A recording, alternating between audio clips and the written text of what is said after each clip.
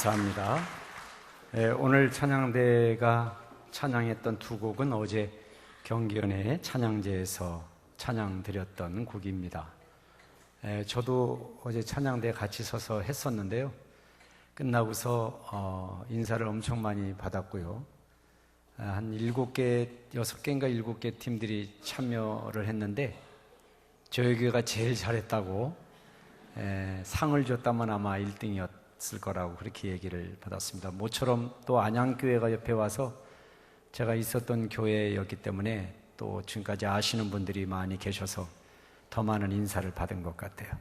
자, 우리 하늘소리 오케스트라와 우리 찬양대 팀 다시 한번 뜨거운 박수 감사합니다. 특별히 이번에 찬양제에 많은 분들이 동참을 해주셔서 어제도 한 100여 명 정도가 같이 찬양을 하게 되었어요. 동참해 주신 여러분들에게도 다시 한번 진심으로 감사를 드립니다. 자, 오늘은 오병이어의 기적과 함께 그 비슷한 떡덩어리 7개와 물고기 2마리로 광야에 있는 4,000명의 굶주려 있는 무리들을 먹게 했다고 하는 그런 기적의 이야기가 되겠습니다. 여러분, 기적이라고 그러면은 언뜻 생각나는 것이 뭡니까? 신비한 거죠. 깜짝 놀라는 깜짝 쇼와 같은 것들이나 어떤 예기치 못했던 결코 불가능한 것들이 이루어지는 어떤 자연 현상이나 이런 것들을 우리 기적이라고 얘기를 합니다. 성경에는 물론 이제 홍해 바다가 갈라지는 그런 기적, 또 만나와 메추라기를 먹는 기적, 쓴물이 단물로 바뀌는 기적, 여러 가지 기적들 중에 대표적인 기적들이죠. 또 예수님께서 10가지의 재앙을 내릴 때도 그런 일이 쉽게 있을 수 없는 현상인데 이루어진 그런 기적들도 있고요. 그래서 우리는 기적하면 이렇게 물리적인 어떤 현상을 언뜻 생각을 저희들이 하게 되는데, 근데 우리가 이 기적의 요소들인 성경의 이야기를 꼼꼼히 이렇게 보다 보면 그 기적의 제일 밑에는 무엇이 있느냐면, 즉 기적을 낳게 하는 동기가 어디에 있었느냐면 하나님의 긍휼한 마음, 하나님이 긍휼히 여기시는 마음, 이것이 기적을 일으키는 중요한 동기가 되었던 것을 발견하게 됩니다. 오늘 본문에도 보니까 주님께서 이렇게 말씀하십니다. 예수께서 제자들을 불러 이르시되 내가 무리를 불쌍히 여기노라. 사흘 동안이나 예수님이 여는 집회에 사람들이 모여들었습니다. 예수님을 보러 온 사람, 예수님의 말씀을 들으러 온 사람, 또는 구경하러 온 사람, 다른 사람이 가자 그래서 그냥 생각 없이 따라온 사람, 이런저런 사람들이 모였는데 거기에 보니까 4,000명, 즉 떡을 먹은 사람이 4,000명이에요. 먹은 자는 여자와 어린이 이외에 4,000명이었다 그랬으니까 실제로 모인 사람들은 아마 거의 10,000명 이상 되지 않았나 싶어요. 거기에 모인 그들이 사흘 동안이나 거기 머물러 있었기 때문에 어디에? 광야에.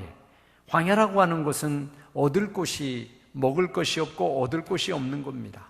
인적이 없는 곳이고, 또 씨를 뿌려가지고 싹을 내어 열매를 거둘 수 없는 곳이고 척박한 땅이죠. 그런 광야에 사흘 동안이나 머물러 있었던 이들을 이렇게 예수님이 보시면서 이놈들 사흘 동안 이렇게 있는데 배가 고프겠구나, 이런 생각을 하신 거예요, 문득. 그래서 성경은 마태는 특별히 그런 예수님의 모습을 어떻게 봤느냐면 예수님이 이 무리들을 불쌍히 여겼다, 이렇게 표현을 하고 있죠. 그리고 나서 이제 곧장 기적이 일어나는 거죠, 광야에. 그러니까 기적의 출발점은 어디였느냐면 하나님께서, 즉 예수님이 불쌍히 여기는 마음, 하나님이 우리 인생을 불쌍히 여기는 마음, 거기에 기적이 일어난다. 반대로 우리가 하나님의 심정을 품고 다른 사람을 향하여 불쌍히 여기는 마음을 가질 때 물론 거기에도 기적이 일어날 줄로 믿습니다. 이 광야와 같은 세상에서 뭔가 애를 쓰고 노력을 해도 자기 몸 하나 가눌 길이 없고 쉴 곳 없는 이런 광야에 살아가는 수많은 영혼들을 향하여 우리들이 각자의 마음속에 저들의 영혼을 향하여 기도하고 불쌍히 여기는 마음을 가질 때 거기에 반드시 기적이 일어난다라고 하는 말씀을 우리가 오늘 여기서 이해할 수가 있습니다. 사랑하는 성도 여러분들, 아무쪼록 여러분들은 다 교회로 부름받은 성도들이니까 이런 하나님 아버지께서 품으신 긍휼의 마음을 가지고 여러분의 이웃들에게, 여러분의 친지들에게, 여러분의 동료들에게 아직도 주님을 알지 못하고 저 하나님의 나라의 소망을 전혀 갖지 못한 영혼들에게 귀한 소식을 전함으로 기적을 이루는 그런 전도인의 삶을 살아가시기를 주의 이름으로 축원을 드립니다. 자, 이렇게 불쌍히 여기는 마음이 기적의 시작이었는데 그때 제자들도 주님이 그 모인 사람을 불쌍히 여기는 마음을 알아차리고 나서 이렇게 예수님에게 이야기를 합니다. 예수님, 그런데 이 사람들을 다 먹이려고 한다면 이 광야에서 이 무리가 배부를 만큼 얻을 떡을, 배부른 만큼 먹을 떡을 어디서 구하겠습니까? 그렇게 묻습니다. 이게 우리들의 과제인 것 같아요. 어디서 이런 무리가 배부를 만큼 떡을 얻으리까? 우리의 인생살이에서 어떻게 우리가 배부를 만큼 행복감을 느끼며 살 수 있을까? 우리가 어떻게 하면 이 세상에서 행복을 누릴 수 있을까? 어떻게 하면 우리가 이 세상에서 고통받고 아픔이 많은 세상에서 정말 내 한 몸, 내 영혼 잘 보호받고 살아갈 수 있을까? 이게 우리들의 과제죠. 요즘 현대사회는 풍요로운 사회입니다. 뭐든지 얻을 수 있는 세상이고요. 모자람이 없어요. 풍성해요. 우리나라만 하더라도 그렇습니다. 다른 나라는 뭐 둘째치고라도 우리가 살아가는 대한민국이라고 하는 이런 땅도 풍요로워요. 마음껏 먹을 수 있습니다. 과일도 마음껏 먹을 수 있고요. 물론 이제 세계 각 나라가 어떤 무역 장벽이 다 해소되어서 너네 나라 내 나라 할 것 없이 이웃 나라의 것들을 다 먹고 살아가는 세상이긴 하지만 어쨌든 우리나라만 하더라도 그래도 안심하고 물을 먹을 수 있는 나라가 우리나라고, 안심하고 그래도 과일을 먹을 수 있는 나라가 우리나라예요, 아직은. 그런데 이렇게 모든 것이 풍성하고 풍요롭다고 하지만 그러나 그럼에도 불구하고 마음은 왠지 공허하고 허전함을 느끼는 것이 이 진보되고 발달된 문명사회에서 겪는 우리들의 모습이죠. 즉 풍요 속의 빈곤이라고 할까, 이런 마음이 우리에게 있다고요. 이런 허전하고 비어있는 마음을 어떻게 채울 수 있을까? 이게 우리들의 문제인 것 같아요. 하나님이 이 땅에 교회를 세우신 이유는 뭘까? 교회를 세우신 이유는 바로 이렇게 많은 것을 가졌지만은 전혀 가지고 있지 아니하는 사람처럼 살아가는 인생들을 향하여 네가 가지고 있는 것을 줘라, 내가 누리고 있는 것을 전해줘라, 네가 알고 있는 것을 알려줘라. 이것을 우리에게 소명과 사명으로 주시고 그 일을 행하게 하기 위해서 이 땅에 교회를 세우신 줄로 믿습니다. 그렇기 때문에 우리는 이렇게 공동체적으로도 부곡감리교회 성도들이지만 여러분 한 분 한 분을 볼 때는 여러분 자신 한 분이 교회이고, 바로 그 교회는 이 광야와 같은 곳에서 기적을 이루라고 부탁하신 그 말씀을 수행하는 교회인 것을 여러분 믿으시기를 주의 이름으로 축원을 드립니다. 실상 우리들이 이렇게 많이 공동체를 이루고 집단을 이루어서 생활하기 때문에 열심히 하는 사람은 앞장서 열심히 하지만 또 열심히 하지 않는 사람은 뒷전에서 열심히 하는 분들이 있으니까, 뭐 일꾼들이 있으니까 나 한 사람쯤이야, 나는 그저 내 믿음만 지키면 되지, 이렇게 할 수 있지만, 예를 들어서 여러분들이 다 개척교회에 있다고 한번 생각을 해보세요. 10사람 모인 교회, 한 10여 명, 20여 명 모인 교회, 일꾼이 없고 그래서 참 어려운 교회 있다고 한번 생각해 보세요. 그렇다면 여러분들은 가만히 있을 수가 없어요. 왜냐하면 나라도 열심히 해줘야 되고, 내가 기도의 자리를 지켜줘야 되고 내가 먼저 은혜를 받고 교회의 주인 노릇을 하면서 찾아오는 사람들을 섬겨줘야 되고 그게 내 역할이라고 생각할 수밖에 없어요. 인원이 적으니까. 그렇게 열심히 하실 수 있는 분들이에요. 여러분들이 지금 개척교회에 있다면. 그런데 이제 많은 성도들이 모인 이 교회에 여러분들이 있기 때문에 일할 수 있는 사람이 많으니까 나는 왠지 자꾸만 뒤에 머물러 있고 때로는 구경꾼처럼 때로는 뭐 알아서 잘 하겠지 이런 마음으로 여러분이 있는 거예요. 그러나 하나님이 여러분을 교회로 한 사람 한 사람 불러주신 것을 생각하면 뭔가 여러분들이 그냥 앉아서만 있어야 될 분들은 아니다라는 거죠. 여러분들에게 하나님이 불러주실 때에 분명히 소명을 주시고 여러분들이 존재에 대한 가치를 높여주시고 여러분을 통하여 하나님께서 여러분들도 기적을 만들 수 있는 사람이라고 하는 그런 생각으로 여러분을 불러주신 것이죠. 그렇기 때문에 여러분들 이 교회라고 하는 것은 집단적인 교회, 공동체의 교회만 생각하지 마시고 나 한 사람이 주님 앞에 부름을 받은 교회다. 어디의 교회? 어디에 세워진 교회? 광야에 세워진 교회다. 하나님이 나를 통하여서 기적을 이루려고 나를 불러주셨다. 이런 믿음을 가지시고 여러분들이 신앙생활 하시기를 주님의 이름으로 축원을 드립니다. 제자들이 예수님에게 그렇게 물었습니다. 이 무리가 배부를 만큼 떡을 어떻게 이 광야에서 얻을 수가 있겠습니까? 그럴 때 예수님께서 제자들에게 이렇게 대답을 하셨습니다. 너희에게 떡이 몇 개나 있느냐? 왜 이렇게 물으셨을까요? 주님이 제자들이 가지고 있는 떡을 나눠주려고 그러셨을까요? 예수님이 현재 가지고 있는 것을 파악해서 한번 떡의 숫자를 맞춰보려고 하셨을까요? 계산하려고? 그러지는 않았을 거예요. 여기는 두 가지로 우리가 한번 생각을 해볼 수 있겠습니다. 첫 번째로는 너희들이 가진 것과 하나님이 가진 것을 한번 너희들이 비교해봐라. 이런 뜻으로 한번 이것을 묻지 않았나 싶어요. 자, 우리 주님이 제자들이 가지고 있는 7덩어리의 떡과 생선 2마리를 가지고 딱 받으시고 하나님 앞에 기도를 하셨어요. 성경을 보니까 축사하셨다라고 되어 있거든요.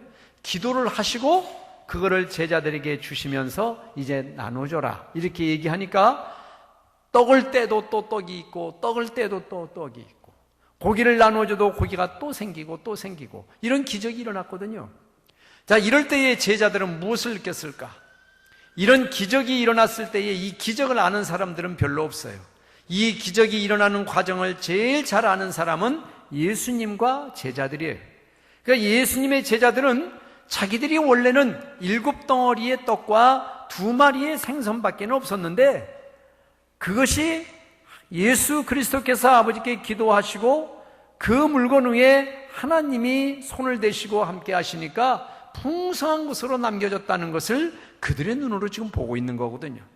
그렇기 때문에 이 첫 번째 질문, 너희에게 떡이 몇 개 있느냐라고 하는 이 물음은 제자들로 하여금 연약한 인간이 가지고 있는 것과 하나님이 가지고 계신 풍성함이 얼마나 큰 차이가 있는 것인가를 깨우쳐주는 그런 질문이었다. 그렇게 우리가 얘기를 할 수가 있겠습니다. 두 번째로는 뭐냐면은 내가 가지고 있는 작은 것 또는 적은 것이라 할지라도 그것이 주님의 손에 쓰임받게 되면은 풍성한 것으로 열매 맺을 수가 있다. 할렐루야. 이것이 두 번째 교훈이 되겠습니다. 우리의 삶에도 이 두 가지는 늘 마음속에 이렇게 갈등을 일으키는 요소 같아요. 어떤 때는 나는 이것밖에 없는데 이것 가지고 내가 무엇을 할 수가 있어. 이런 생각 때문에 마음에 시험도 들고 또 이런 생각 때문에 내가 하고자 하는 선한 일도 못하고 이것 때문에 고통스러워하고 그러는 마음이 우리에게 있고 또 하나는 뭐냐면 내가 가진 것 때문에 하나님이 풍성한 것을 바라보지 못하는 경우도 우리에게는 왕왕 있음을 경험을 하게 됩니다. 그래서 이 본문은 여러분들의 신앙생활 가운데 우리가 다 교회로 부름을 받았으니까 내가 어느 정도로 얼마큼 가졌는지에 상관없이 내가 가진 것을 온전히 주님 앞에 내놓고 주님이 이것을 쓰시도록만 하면 하나님이 그곳에 기적을 일으키시는데, 그 기적은 나를 위한 기적이 아니었다는 거죠. 나를 위한 기적이 아니라 하나님께서 나를 통하여 굶주린 영혼들, 굶주린 사람들에게 아낌없이 나눠주라고 나에게 기적을 베푸실 것이다 라고 하는 것입니다. 이 광야는 떡이 필요합니다. 그것이 생명의 떡이든지 육신의 떡이든지 먹을 것이 필요해요. 굶주린 영혼에게도 생명의 양식에 먹을 것이 필요하고, 그들이 삶의 환경 가운데 고통을 당할 때 고통을 해소시켜야 되는 그런 먹을 것이 필요하고, 그래서 교회의 사명은 뭐냐면 그들에게 떡을 주는 거예요. 먹을 것을 주는 거예요. 교회가 그것을 해야 되는 거예요. 여기 모인 사랑하는 성도님 여러분들이 세상을 향하여 먹을 것을 줘야 되는 거예요. 어떤 먹을 것? 우리의 영혼을 살리는 생명의 말씀을 나눠줘야 되고, 또 현실 생활 가운데 그들이 필요한 것들을 다가가서 채워주는 역할을, 그것을 감당하는 것이 바로 교회의 사명인 줄로 믿습니다. 주님께서 이렇게 축사하시고 7개와 생선을 가지시고 떼어 제자들에게 줬더니 많은 사람들이 먹었는데, 여기에 보니까 숫자적으로 4,000명입니다마는 거기에 모인 사람들이 전부 다 배불리 먹었다. 그 정도로 하나님이 공급하시는 것은 끊임이 없다. 하나님이 공급하시는 것은 모자람이 없다. 우리의 삶이 너무나 현실에 매여서 내가 하는 것만큼만 얻어지는 것으로 만족하는 그런 생각만 하고 우리가 살면 공급하시는 하나님을 향하여 소망을 갖지 못하고 그분을 바라보지 못한다는 것을 본문은 우리들에게 또 한편 깨우쳐주고 있습니다. 여러분들의 신앙생활이 아무쪼록 풍성하게 모든 것을 가지시고 우리를 통하여 기적을 일으키시고자 하시는 그 하나님에 대한 믿음과 그 하나님에 대한 소망을 잃지 아니하시는 그런 신앙생활이 이어지시기를 주님의 이름으로 축원을 드립니다. 기적은 어디서 일어나는가? 긍휼히 여기는 마음에서 일어난다 라는 것을 우리가 아까 보았듯이, 여러분의 생활 속에서 많은 영혼들을 위하여 기도하는 가운데 긍휼한 마음을 갖도록 늘 하나님 앞에 기도하시기를 주님의 이름으로 축원을 드립니다. 남을 불쌍히 여기고 남을 존귀히 여기고 뭔가 그분을 내가 도와주려고 하는 마음을 가지고 섬기려고 하는 마음을 가지고 이것이 필요한가 저것이 필요한가 저들의 필요에 대한 관심이 있을 때 반드시 하나님은 그들의 필요를 채울 만한 것들을 우리에게 허락하여 주시고 그것들을 나에게 증거 삼게 하여 주심으로, 하나님이 우리를 위하여 이렇게 일하시는구나, 하나님이 기적을 이렇게 만드시는구나 라고 하는 것을 저희들이 체험하게 될 줄로 믿습니다.